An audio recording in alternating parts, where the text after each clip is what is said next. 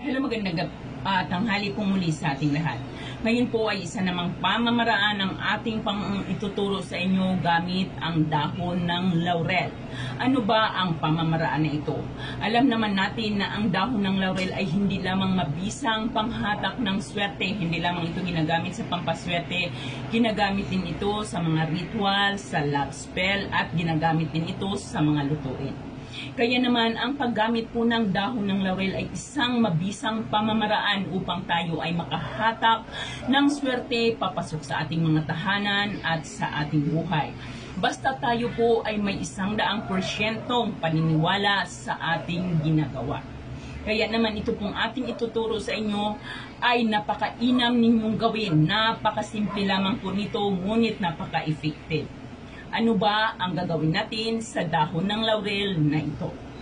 Okay, bago po tayo matulog, ay kumuha ka ng isang dahon ng laurel, kuhanin mo ito, at saka ka magdasal. Mag-alay ka muna ng dasal sa ating mahal na Panginoon, mag-alay ka ng dasal, at pagkatapos mo mag-alay ng dasal, ay hawakan mo ang dahon ng laurel.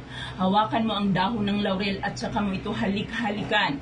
Halik-halikan mo ang dahon ng laurel. Pagkatapos ay usalin mo ang iyong mga nais na makamit sa iyong buhay.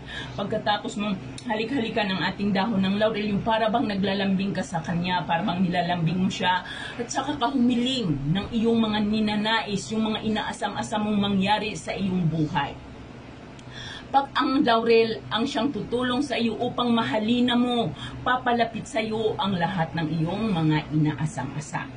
Pagkatapos mo itong halik-halikan at humiling ka, pagkatapos mo humiling, ay ilagay mo ito sa ilalim ng iyong unan.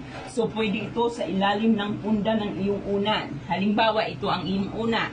So, halimbawa, ito ang ating unan, ay pwede natin itong ilagay sa ilalim ng punda ng ating unan na ating ginagamit sa tuwing tayo ay natutulog. Okay. Halimbawa, ngayon mo itong gabi ginawa. Sa susunod na gabi ay ganun ulit ang iyong gagawin.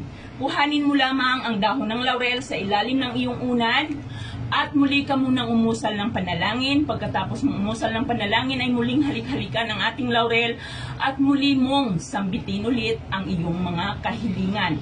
3 gabi po itong sunod-sunod ninyo itong gagawin. 3 sunod-sunod ninyo itong gagawin, ang paghalik at paghiling sa ating dahon ng laurel. Kailangan habang ginagawa mo ito ay ikiniklaim mo. Talagang para bang nakikita mo na, para bang nandyan na sa'yo lahat ng iyong hiling na sigurado kang ito ay na iyon ang nakakamit. Iyon ang nakakamit.